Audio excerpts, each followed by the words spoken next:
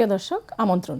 শুরু হচ্ছে খাদ্য নিরাপত্তা বিষয়ক সাপ্তাহিক অনুষ্ঠান নারিশ নিরাপদ খাদ্য ও সুস্থ জীবন, powered by aggregate network limited. আজ দেখবেন অনুষ্ঠানটির 18তম পর্ব। আজকের পর্বের বিষয় নিরাপদ ফল চাষে চাষিদের করণীয়। আজকের অনুষ্ঠানে আলোচক হিসাবে আমাদের স্টুডিওতে উপস্থিত আছেন ডক্টর মোহাম্মদ আব্দুল মঈদ, প্রাক্তন মহাপরিচালক কৃষি সম্প্রসারণ অধিদপ্তর, এবং আমাদের সাথে আরও আছেন অধ্যাপক ডক্টর এম এ রহিম, বিভাগীয় প্রধান কৃষি বিজ্ঞান অনুষদ, ড্যাফোডিল ইন্টারন্যাশনাল ইউনিভার্সিটি বাংলাদেশ। আপনাদের দুজনকে আমাদের অনুষ্ঠানে আসার জন্য স্বাগত জানাচ্ছি। ধন্যবাদ। মূল আলোচনায় যাবার আগে আজকের পর্বের উপর আমাদের সহকর্মীর পাঠানো ছোট্ট একটি ভিডিও ক্লিপ রয়েছে, চলুন দেখে আসি। খাদ্য ও সুস্থ জীবন অনুষ্ঠানে আপনাদের সবাইকে স্বাগত জানাচ্ছি। দর্শক, আপনারা ইতিমধ্যে জেনে গেছেন আজ আমাদের অনুষ্ঠানের 18তম পর্ব, এবং আজকের পর্বের বিষয় নিরাপদ ফল উৎপাদনে চাষিদের করণীয়। দর্শক, ফল আমাদের দৈনন্দিন পুষ্টির একটি অন্যতম বড় উৎস, কিন্তু এই ফলটা হতে হবে নিরাপদ। নিরাপদ ফল উৎপাদন করতে চাষিদের কি করণীয়, বিভিন্ন স্টেক হোল্ডারের কাছ থেকে চলুন তা জেনে নেওয়া যাক। শতভাগ জৈব সার ব্যবহার করা হয়, বিশেষ করে কেঁচো কম্পোস্ট, ট্রাইকোডার্মা এসবগুলো ব্যবহার করা হয়, এবং জমিতে কোনো ধরনের আগাছানাশক ইউজ করা হয় না। আমের ক্ষেত্রে আমরা 90 দিন পর্যন্ত একটা আমে যখন ফুড স্প্রে ব্যবহার করা হয়, কোনো ধরনের কেমিক্যাল ব্যবহার করা হয় না, এবং শতভাগ নিরাপদ সেটা। সরকারিভাবে যদি এগুলো আমরা উপকরণগুলো খুব সহজলভ্যভাবে পাই, আমার মনে হয় বাংলাদেশের প্রতিটা কৃষকই বা নিরাপদ ফল ফসল উৎপাদন করা সম্ভব হবে। প্ল্যান্টিং করার কিছুদিন অন্তর আমাদের ইন্টারকালচারাল অপারেশনটা ভালোভাবে মেনটেন করতে হবে। সারও কিন্তু আমাদের বেশি দিয়ে দিলে বা কম দিয়ে দিলে এখানে একটা সমস্যা হয়ে যায়। এরপর যখন গাছ বড় হয়ে যাবে তখন আমাদের কিছু কিছু ক্ষেত্রে প্রুনিং করে দেওয়া লাগবে। ডালপালা কেটে দেওয়ার পর ওইখানে একটা ইনফেকশন হতে পারে, এখানে আমাদের বোরডক্স মিক্সচার বা অন্য কিছু একটা এই সার দেওয়া লাগে। গাছ লাগানোর পর ফল আসা পর্যন্ত কৃষকদের আসলে হিউজ পরিমাণে একটা কাজের মধ্য দিয়ে যেতে হয়, যাতে ফলটা পরিপক্কভাবে আসে এবং সেটা যেন মানে প্রপার ফলনটা দিতে পারে। যে গাছগুলো আমরা চাই না সেরকম কোনো গাছ যদি জন্মায়, সেগুলো আমরা উঠিয়ে ফেলি। এবং মাটির যেহেতু ময়েশ্চার প্রতিরোধের কারণে আমরা বিভিন্ন ধরনের গাছপালার যে এক্সট্রা পাতা সেগুলো আমরা মাটির সাথে মিশিয়ে দিই। ফলটা যখন পাকা শুরু করে তার আগে আর যে কোনো ফলকে আমি যদি ব্যাক করে রাখি, তাহলে বাইরের কোনো পোকা বা ফাঙ্গাস বা যে কোনো অর্গানিজম থেকে ওটা সেফ থাকে। হারভেস্ট করার পরে যেটা সবার প্রথমে করা উচিত সেটা হচ্ছে গ্রেডিং করা। ফলগুলো পোকাক্রান্ত বা ফাঙ্গাস বা এগুলো দ্বারা আক্রান্ত, সেগুলোকে যদি আমি আলাদা করে সরিয়ে রাখি, অন্য ফল যেগুলো ভালো ছিল সেগুলোতে কন্টামিনেশন বা সংক্রমণটা কমে যাবে। বেশিরভাগ ক্ষেত্রে আমাদের দেশের ফার্মাররা যখন বাজারে দাম ভালো থাকে, অধিক দামে বিক্রি করার উদ্দেশ্যে তারা অপরিপক্ক অবস্থায় ফলগুলাকে হারভেস্ট করে ফেলে। না হয় তারা বাজার দর বেশি পাবে সেই জন্য, অথবা তাদের হচ্ছে ম্যাচুরিটি ইন্ডেক্স সম্পর্কে ধারণা কম। এই দুইটা কারণে অপরিপক্ক অবস্থায় ফলগুলো হারভেস্ট করে ফেলে। সেই অপরিপক্কতাটাকে তারা হচ্ছে রিকভার করার জন্য বিভিন্ন ধরনের কেমিক্যাল ইউজ করে থাকে। ফসল অনিরাপদ হওয়ার তিনটি মূল কারণ রয়েছে। একটি হলো রাসায়নিক কারণ। বাংলাদেশের প্রেক্ষাপটে সবচেয়ে বেশি গুরুত্বপূর্ণ সেটি হলো বিভিন্ন ধরনের বালাইনাশকের প্রয়োগ নিয়ম না মেনে, যার ফলে বালাইনাশকের অবশিষ্ট অংশ ফসলে থেকে যায়। তখন এই ফল ফসল কখনই আর নিরাপদ হবে না। আরেকটি হলো ভারী ধাতুর উপস্থিতি। এগুলো যদি কোনোভাবে ফসলে চলে আসে তাহলে কিন্তু ফসল নিরাপদ হবে না। অণুজীবের কোনো উপস্থিতি থাকে যেগুলো আমার ফুডবর্ন ডিজিজের জন্য দায়ী। তাহলে আপনি ফসলের জমিতে যে পানিটা দিয়েছেন, এই পানিটা যদি নোংরা পানি হয়, সেগুলো যদি ফল ফসলের সংস্পর্শে আসে, আপনি বিভিন্ন ধরনের রোগে আক্রান্ত হতে পারে। এবং যিনি ফসলটা সংগ্রহ করবে, হাত সাবান দিয়ে ধুইতে হবে, ধোয়ার পরে কিন্তু ফসলটা ধরতে হবে। এবং ফসল সংগ্রহের পরে কোনো অবস্থায় মাটিতে রাখা যাবে না। মাটিতে যখনই পড়বে বিভিন্ন অণুজীবের সংক্রমণ হতে পারে। যারা অসুস্থ লোক তাদেরকে কিন্তু ফসল সংগ্রহের কাজটা দেওয়া যাবে না। দর্শক, নিরাপদ ফল উৎপাদন করতে চাষিদের কি করণীয়, বিভিন্ন স্টেক হোল্ডারের কাছ থেকে তা আমরা জেনে নিলাম। শেরে বাংলা কৃষি বিশ্ববিদ্যালয় থেকে মোহাম্মদ শফিকুল ইসলাম, নিরাপদ খাদ্য সুস্থ জীবন, এশিয়ান টিভি, ঢাকা। আমরা দেখে আসলাম একটা ছোট্ট ভিডিও ক্লিপ, যে আসলে একজন খামারি প্লাস যারা এটার সাথে জড়িত তাদের কিছু মতামত শুনলাম। আমি প্রথমেই ডক্টর মোহাম্মদ আব্দুল মঈদ আপনার কাছে আসতে চাই। আপনি মহাপরিচালক হিসেবে দায়িত্ব পালন করেছেন। আপনার কাছে প্রথমে আমি একটু জানতে চাই যে একেবারে একজন ফল চাষি, উনি ফল একদম শুরু থেকে শেষ পর্যন্ত তার মেজর কী কী জিনিস কনসিডারেশনে রাখা উচিত বা কী করণীয় একটা ফলকে নিরাপদভাবে উৎপাদন করার জন্য একটু যদি সহজ ভাষায়। ধন্যবাদ। এটা একটা লম্বা প্রসেস, যে যখনই কৃষক কোনো একটা ফল চাষ করতে উদ্যোগী হবে, সে প্রথমে দেখবে তার সে ফলের বাজারটা আছে কিনা, ঠিকমতো চাহিদা আছে কিনা, এবং এরপরে যে ফলটার ধরেন একটা আম কিংবা কলা যেটা হোক না কেন, তার যে জমিটা আছে জমির উপযোগী তার ভ্যারাইটিটা নির্বাচন করতে হবে, জাতটা, যে জাতটা ফলন বেশি দেবে, যে জাতটা বাজারে চাহিদা আছে এবং আদার্স যে গুণাগুণগুলো, যে মানুষ খাবে যেহেতু এটা, সেই জন্য তার একটা চাহিদা অনুযায়ী সে যাত্রা নির্বাচন করবে। তারপরে এই যে চারা সংগ্রহ, এই চারা নিয়েও কিন্তু অনেক সমস্যা হয় চাষিদের কাছে। কারণ যে কোনোভাবে কোনো জায়গা থেকে যে কালেকশন করে, যদি যেহেতু এটা কলমের চারা হয়, তাহলে সায়নটা যদি অরিজিনাল গাছের সায়ন দিয়ে কলমটা না হয়, তাহলে সেখানে কিন্তু সে প্রথমে বুঝতে পারবে না। তারপর সে যখন এটাকে যত্ন আত্তি করে লাগায়, আপনার যখন ফলের সময় আসবে প্রায় 3-4 বছর পর, তখন দেখা যাবে যে অরিজিনাল যাত্রা তার কাছে আসেনি, তখন সে মাথা হাত দিয়ে বসে। তো কাজে এই যে ভ্যারাইটি যেখান থেকে চারা কিনছে, কোয়ালিটি চারা, কোয়ালিটি ভ্যারাইটি, এটা এনশিওর করা কিন্তু খুব জরুরি। এটা সাধারণত এটা আমাদের যে উপজেলা কৃষি অফিসার আছে কিংবা আমাদের হর্টিকালচার সেন্টার আছে, এগুলোর সঙ্গে যোগাযোগ করে যদি এই চারাগুলো সংগ্রহ করে, তাহলে সে ক্ষতির এই সমস্যাটা তার পড়বে না। পাশাপাশি হলো ফার্টিলাইজেশনটা যখন লাগাবে, লাগানোর যে পদ্ধতিটা, যে গাছ থেকে গাছের দূরত্ব কত দিবে, তারপর যে গর্তটা লাগাবে সে গর্তটা কতটুকু সাইজ করবে, সেখানে কি কি ফার্টিলাইজার, কম্পোস্ট এগুলি ব্যবহার করবে অনুমোদিত মাত্রায়, সেগুলো বিষয় তাকে চিন্তা করে সেটাকে সেই নিয়মকানুন মেনে তারপর সে গাছটা লাগাতে হবে। এরপরে তো পরিচর্যা আছে, নানান ধরনের আমাদের মালচিংয়ের বিষয় আজকাল আসছে খুবই সুন্দর, এবং এটাতে পানি ব্যবস্থাপনার বিষয় আছে, টপ ড্রেসিংয়ের বিষয় আছে। তারপরে গাছ যখন একটা চারা থেকে বড় হচ্ছে, সেক্ষেত্রে প্রুনিংয়ের বিষয়টা, সেই প্রুনিংয়ের বিষয়টা মানে এটা হলো এই জন্য যে যদি সে কোনো ডালপালা ছাঁটাই না করে, দেখা যাবে যে গাছটা একটা বুশি একটা জঙ্গলের মতো অবস্থা হয়ে যাবে। তো কাজে এটাকে নিয়ন্ত্রণ করা, তার মতো করে যেভাবে করে গাছটা হবে, এবং তারপরে রোগবালাই পোকামাকড় নিয়ন্ত্রণের বিষয়গুলো আছে। তো এই করে যদি সে মোটামুটিভাবে ফার্টিলাইজারের যেটা নিউট্রিশনের গাছের জন্য যেটা মাটিতে দরকার, সেই মাটিটা ওইভাবে প্রস্তুত করে যদি নিউট্রিশন ঠিকমতো দেয়, যদি পানি ব্যবস্থাপনা ঠিকমতো করে, যদি রোগবালাই পোকামাকড় এগুলো নিয়ন্ত্রণ সঠিকভাবে করে, তাহলে অবশ্যই সে তার যেটা ফল গাছ থেকে ফল পাওয়া আর কি, যেটা রেজাল্ট, সেই রেজাল্টটা গুড রেজাল্ট পাবে এবং সুন্দরভাবে হবে। আর পাশাপাশি আরেকটা বিষয় আছে যে যখন ফল আসবে গাছে, বা যে কোনো গাছে হোক না কেন, কলা বলেন, আম বলেন, পেঁপে বলেন, তো সেক্ষেত্রে কিন্তু যেটা নিরাপদভাবে ফলটা উৎপাদন করা, এটা বিষয়ে কিন্তু গুরুত্ব দেওয়া একটা অন্যতম দায়িত্ব।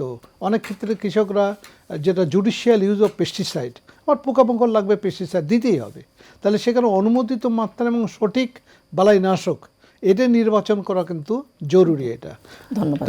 জি, ধন্যবাদ। এবার আসতেছে doctor Mohammad M A Rahim. Doctor M A রহিম, আপনি আমাদের কাছে খুবই পরিচিত আমাদের একজন বিজ্ঞানী। আপনার কাছে প্রথমে একটু জানতে চাই যে এই যে নিরাপদ ফলের সাথে গ্যাপ এবং গ্যাপ সার্টিফিকেশন, এই দুইটা বিষয় খুবই জড়িত। আপনি যদি একটু সহজ করে আমাদের খামারিদের উদ্দেশ্যে বলেন যে কীভাবে সে গ্যাপটা নিরাপদ ফলের ক্ষেত্রে কতটা গুরুত্বপূর্ণ, এবং এই গ্যাপটার সার্টিফিকেশনটা কেন প্রয়োজন।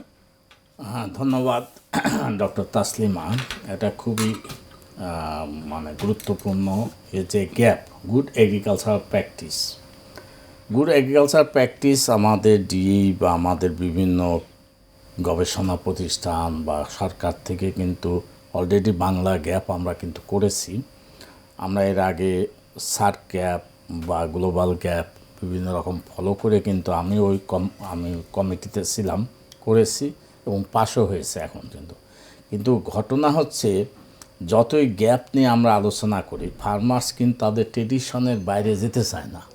তাদেরকে কনভিন্স করতে হবে আমাদেরকে, এবং এই ব্যাপারে আমাদের ডিই ভাইয়েরা, আমাদের কৃষিবিদ ভাইদেরকে অগ্রগামী হইতে হবে। ফর এক্সাম্পল, প্রথমে আমি বলি গ্যাপ প্র্যাকটিস করে আমরা কিন্তু একসময় 15-16তে আম উৎপাদন করেছিলাম, বাগাছড়া, কলারোয়া, ওই দিকে আমরা চেন শপ অর্থাৎ ওয়ালমার্টে দেওয়ার জন্যে, কিন্তু মানুষের অসচেতনতার কারণে আমরা কিন্তু ওখানে ফ্রুট ফ্লাই আর ফ্রুট উইভিল ধরা পড়ে আমাদের 2200 মেট্রিক টনের মতো যেখানে পাঠানো ছিল, মাত্র 300 মেট্রিক টন পাঠিয়েছিলাম। কাজে গ্যাপ প্র্যাকটিস তো আছে, কিন্তু এটার প্রয়োগটা আমাদের দেখতে হবে। যেমন একটা এক্সাম্পল দেয় গ্যাপ প্র্যাকটিসে, ডক্টর মোহিত সুন্দর করে বলছেন আর কি, যে কিভাবে আমরা সুন্দর নিরাপদ ফল উৎপাদন করতে পারি। যেমন আমের ব্যাপারে আমি একটা উদাহরণ, আমের সবচেয়ে বড় সমস্যা হচ্ছে ফ্রুট ফ্লাই, যেটা বিভিন্ন দেশের কমপ্লায়েন্সে পড়ে না। ফ্রুট উইভিল দুটাই আছে, আর অ্যানথ্রাকনোজ বা স্টেমের এতটা না যতটা ফ্রুট ফ্লাই বা ফ্রুট উইভিল আমাদেরকে সমস্যা করে থাকে। কিন্তু আমাদের দেখেন কলারোয়া, বাগাসরা, এদিকে আপনার সাতক্ষীরা যেটা সেকেন্ড ক্যাপিটাল বলে ম্যাঙ্গো, তারা 16 বার স্প্রে করতেছে, 16 বার। আমি ওনাদের সাথে এফিওর প্রোগ্রামে কাজ করলাম যখন, ভাই কেন 16 বার তোমরা? বলে 15 দিন পরে স্প্রে যদি না করি আমাদের ঘুম হবে না, বলে যদি ইয়ে না থাকে বলে তাও দিচ্ছে। কিন্তু আমি বলছি মাত্র, তাদেরকে আমরা সব প্রশিক্ষণও দিচ্ছি, মাত্র 3 বার স্প্রে। আমরা এই যে ডিসেম্বরের শেষে যখন আমাদের এই যে হপার পোকা আসে, এর জন্য একটা স্প্রে অনলি, তাও কি স্বল্প মাত্রার, ডক্টর মুহিদও আমার সঙ্গে একমত হবে যে সাইপারমেথ্রিন গ্রুপের খুব স্বল্প সময়ের জন্য দাঁড়িয়ে থাকে। আর ফেব্রুয়ারি মার্চের দিকে যখন ফ্রুট উইভিলটা ঢোকে তখন একটা স্প্রে, সেটাও আমরা সাইপারমেথ্রিন দিয়ে করে দিতে পারি। আর হচ্ছে গা হারভেস্টের পরে যখন নতুন পাতা আসে, এই যে লিপ কাটিং উইভিল, এই 3টা স্প্রে। আর ফ্রুট ফ্লাইয়ের জন্য ফ্রুট ব্যাগিং বা আমরা ফেরোমন ট্র্যাপ, যেটা জিম অ্যাগ্রো বা ইস্পাহানি বিভিন্ন কোম্পানি করে থাকে আর কি, মাত্র 3টা স্প্রে 99% আমরা নিরাপদ ফল আনতে পারবো, বিশেষ করে ম্যাঙ্গো। কিন্তু এটা যতই আমরা বলি, ওই যে একই কথা বললো যে আমরা ট্রেডিশনাল বা আপনার চাঁপাইনবাবগঞ্জ তারা দিতেই থাকবে। তবে এখন আমাদের কিন্তু অনেক, যেরকম রাসেল আইপিএম বা এই যে বিভিন্ন কোম্পানিগুলো কিন্তু আমাদের জৈবনাশক নিয়ে আসছে, এগুলো দিয়ে আমরা করতে পারি। কাজে আমাদেরকে প্রথম হচ্ছে নিজেদেরকে, কৃষককে বা আমাদের যারা এটা নিয়ে আমরা কাজ করি সবাইকে সততা মেনটেন করতে হবে। সেকেন্ড, ট্রেনিং এবং অ্যাওয়ারনেস, এটা ভেরি ইম্পর্টেন্ট। রিপিটেডলি ট্রেনিং দিতে হবে, তুমি এই করো বা ফুড ব্যাগিং করো, যেটা আমাদের খারমার ভাই বলছে এটা করো। কাজে গ্যাপ প্র্যাকটিস ছাড়া কিন্তু আমরা এক্সপোর্টে তো যেতেই পারবো না, কোনোভাবেই না। কমপ্লায়েন্স, এটা একটা ট্রেসেবিলিটি আছে। যাচ্ছি আমি ওই সার্টিফিকেশনের কথাটা একটু বলে ফেরত এসে আমরা আসবো। প্রিয় দর্শক, যাচ্ছি ছোট্ট একটা বিজ্ঞাপন বিরতিতে, আমাদের সাথেই থাকুন।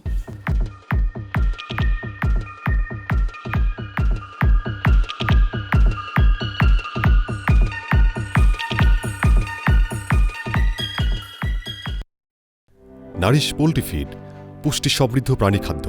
এর ব্যবহারে নিশ্চিত হয় সঠিক ওজন বৃদ্ধি ও ডিম উৎপাদনের সক্ষমতা। উন্নত মানের কাঁচামাল দিয়ে তৈরি হয় ফিডের প্রতিটি দানা। প্রাণীর সঠিক পুষ্টি ও ভোক্তার খাদ্য নিরাপত্তা নারিশের অঙ্গীকার। নিরাপদ খাদ্য শুরু হয় খামার থেকে, তাই আমরা দিচ্ছি নিরাপদ ও বিশ্বস্ত ফিড, যাতে নিশ্চিত হয় মাংস ও ডিমের গুণগত মান। দেশ জুড়ে হাজারো খামারি নারিশ ফিডের উপর নির্ভরশীল, কারণ তারা জানে সফল খামারের পেছনে আছে নারিশ। নারিশ, পুষ্টির প্রতিশ্রুতি, নিরাপত্তার আস্থা। 60 না 60 বেচলে আমার খরচ উঠবে না। তাই যা বাড়িতে নিয়ে বসা। ও রমজান আলী, আদা কি বাড়িতে বসাইছো? আমি তো সকাল সকাল আদা রাজধানীতে পাঠাই দিছি, ঘরে বসেই বিক্রি করি। কেমনে কি? এগ্রিগেট অ্যাপ দিয়া অ্যাকাউন্ট খোলা যত সহজ, চালানো ঠিক ততটাই সহজ। বাজারের বিক্রি থেকে শুরু করে ক্ষেতের যে কোনো সমস্যায় পাই আমি ফ্রি কাউন্সিলিং। কই যাও 70 মনে রাখ, আমি এখন এগ্রিগেট অ্যাপে বিক্রি করবো। হাজারো কৃষকের মতো এগ্রিগেট অ্যাপ ব্যবহার করে হয়ে যান স্মার্ট কৃষক। এগ্রিগেট, বাজার কৃষকের আঙিনায়।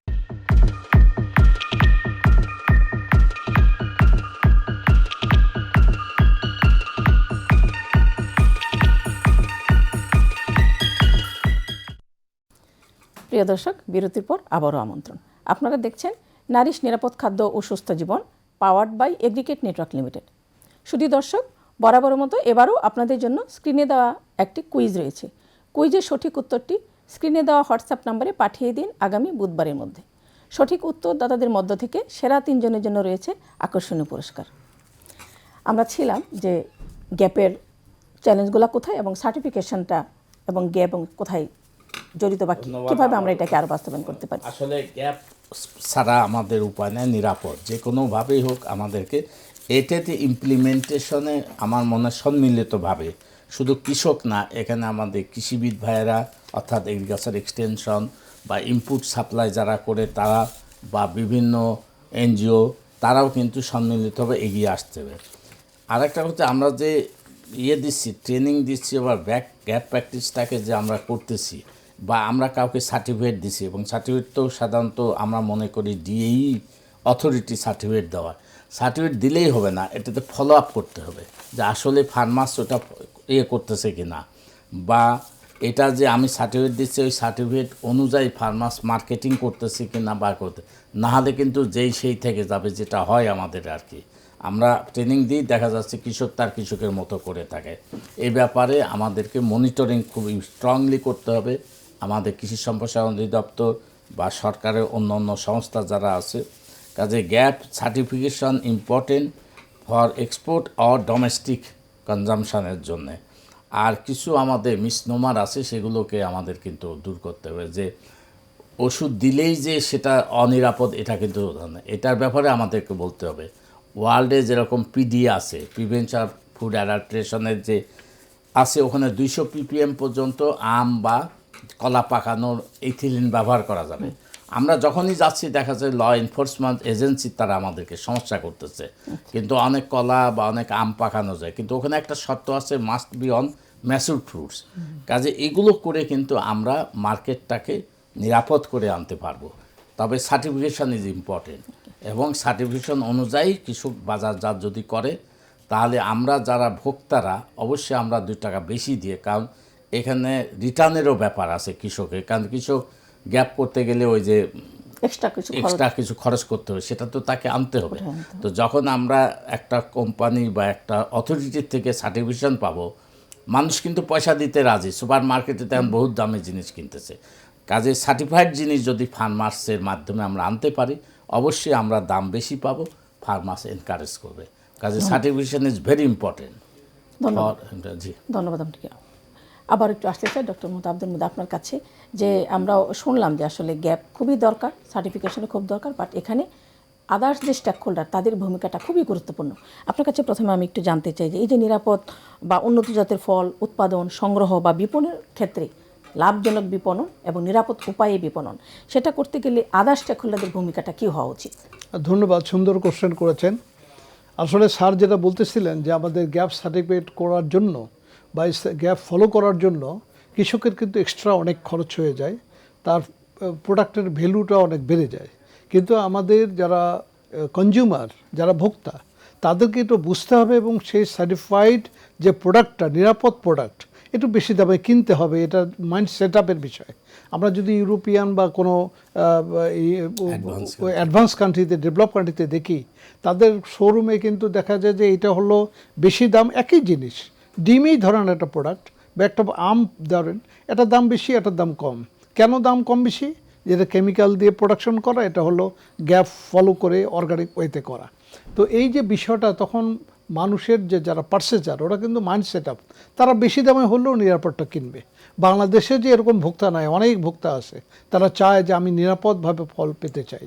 আর একটা ব্যাপার হলো এই যে ইথিলিন, আদার্স যারা স্টেক হোল্ডার আছে তাদের আসলে দায়িত্বটা কীরকম হবে এখানে? আদার স্টেক হোল্ডার্সের মধ্যে মনে করেন যারা এই যে ফলটা ফার্মার তো প্রোডাকশন করছে, তারপরে এটাকে বাজারজাত করার জন্য একটা স্টেক হোল্ডার আছে আমরা জানি, এবং পাশাপাশি আমাদের আইন শৃঙ্খলা রক্ষাকারী বাহিনী আছে, যেটা স্যার বললেন যে এই ইথিলিন দেওয়া হয়েছে। এবং একটা গুজবও বলি আপনাকে, এই আজকে ফোরামে ফরমালিন বলে যে এই শাকসবজি ফল বলে ফরমালিন ইউজ হচ্ছে, এটা একদম বোগাস কথা। ফরমালিন কেউ দেয় না, ফরমালিন। এবং অযথা ফরমালিনের কথা বলে কিন্তু অনেক দেখা যায় মাঝে মাঝে আমাদের এই বাজার থেকে ফ্রুট তুলে ড্যামেজ করে ফেলে। তো এইটা কিন্তু ভুল ধারণা এটা। আর ইথিলিন বা কার্বাইড যেটা ইউজ করে ফল পাকার জন্য, এটা কিন্তু ভোলাটাইল প্রোডাক্ট একটা। এটা দেওয়ার পরে কিন্তু পরে আবার বাতাসে উদ্বায়ী, বাতাসে উড়ে যায়, তেমন বা চামড়া ছিলে খেলে ওখানে কিছুই থাকে না আর ভিতরে। কিন্তু ঘটনা হলো ফার্মারদেরকে সচেতন করা দরকার যে ইম্যাচুর ফলে, যেমন আমের সিজন আসেনি, কাঁচা আম, ওইটার মধ্যে যদি আপনার কার্বাইড কিংবা ইথিলিন ইউজ করে কালারফুল করে বাজারে নিয়ে যাচ্ছে, টমেটো কালারফুল করে নিয়ে যাচ্ছে। বলেন যে ইমেচুর অবস্থায় দেওয়া, এটা মনিটরিং এর জন্য কি যথেষ্ট? এইটা মনিটরিং এর জন্য, যেমন ধরুন আমের ক্ষেত্রে এখন জেলা পর্যায়ে কিন্তু একদম জেলা প্রশাসন এবং আমাদের কৃষি সম্প্রসারণ দপ্তরের উপপরিচালক, তারা সমন্বয়ে কিন্তু একটা টাইম ঠিক করে যে আজকে আমাদের এই ডিস্ট্রিক্টে এই প্রথমে গোপালভোগ নামবে, এত তারিখের আগে হারভেস্ট করা যাবে না। অমুক জাতের আমটা এত তারিখের আগে হারভেস্ট করা যাবে না, এই যে এইভাবে করে টাইম নির্ধারণ করে দেয় এবং এটা মনিটরিং করে, কেউ যদি হারভেস্ট করে তার জরিমানা হবে এরকম একটা বিষয় থাকে। এটা খুব ইম্পর্টেন্ট। ধন্যবাদ আপনাকে। আমরা খুব বেশি সময় হাতে পাবো না, আমি একটু জানতে চাই যে এই যে আমরা বলতেছি যে যারা তরুণ উদ্যোক্তা আসতেছে, সেই এবং ডিজিটালি আমরা খুব অগ্রসর হচ্ছি, ডিজিটাল এবং তরুণ উদ্যোক্তার মধ্যে ক্লাইমেট স্মার্ট এগ্রিকালচার সম্পর্কটা কোথায় এবং এটা কতটা গুরুত্বপূর্ণ? এটা এখন তো মানে সারা ওয়ার্ল্ডে এই AI, artificial intelligence, digital agriculture, precision agriculture, আমরা যদি এই দিকে না এগিয়ে যাই আমরা আগাইতে পারবো না। কারণ আমাকে যেটা রেসপন্স করবে জমি বা ফসল, সে কী চায়, তার কী চাহিদা আছে, কী পরিমাণ চাহিদা আছে, ওখানে একটা গ্যাপের বিষয় আছে।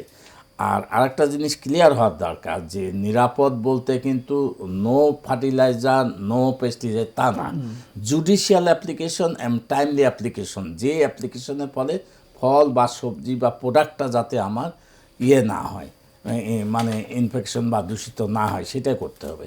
কাজে আমাদের ডিজিটালি এগুলো আনার জন্য, যেরকম আমরা যদি বিদেশেও পাঠাতে চাই, এখন যেরকম ক্যাম স্ক্যানার দিয়ে আমরা স্ক্যানিং করে পাঠানো হইতেছে বা রেডিয়েশন দিয়ে পাঠানো হয়েছে। কাজে ডিজিটালি আমাদেরকে সরকারি, বেসরকারি বা ভোক্তা সব পর্যায়ে কিন্তু আমাদেরকে এগিয়ে নিতে হবে। কাজে তরুণ উদ্যোক্তারা কিন্তু এখন তারা অনেক অ্যাডভান্স, তারা এআই বলেন, যে কোনো দিক থেকে বলেন, তারা আইটিতে তারা কিন্তু অনেক advance. They can apply this, মানে এআই বা এভরিথিং দিয়ে কিন্তু তারা নিরাপদ ফল উৎপাদন করতে, যেটা আমরা Daffodil International University Agriculture Science Department আমরা অলরেডি কিন্তু মাঠে আমরা বিভিন্নভাবে, যেমন ফর এক্সাম্পল আমরা স্মার্ট ইরিগেশন সিস্টেম করছি, অতিরিক্ত পানি না, জাস্ট 15% নিচে যখনই ময়েশ্চার লেভেল যাবে অটোমেটিক চালু হয়ে যাবে এবং এখানে কোনো ইলেকট্রিসিটি লাগবে না, আবার যখনই উঠে যায় বন্ধ হয়ে যাবে। এটা আমাদের ভিসি মহোদয় এই জিনিসটা করেছে স্মার্ট। এর সাথে একটু জানতে চাই যে ফলের ভ্যালু এডিশনের ক্ষেত্রে সরকারি নীতিমালা বা সরকারি সহযোগিতা কোথায় দরকার? না, ভ্যালু এডিশন খুব, কাজে আমাদের শুধু গুড এগ্রিকালচার প্র্যাকটিসের ভিতর গুড পোস্ট হারভেস্ট হ্যান্ডলিংটা আনতে হবে। কাজে শর্টিং, স্যারে যেটা বলছে যে পচা জিনিস বা ও জিনিস শর্টিং করতে হবে, হারভেস্টিংয়ের পরেই শর্টিং করতে হবে, কোনোভাবে মাটিতে লাগানো যাবে না, যেটা নোমান পার্কও বলেছে। এরপরে গ্রেডিং করতে হবে, তারপর প্যাকেজিং, একটা লুক্রেটিভ প্যাকেজিং করতে হবে।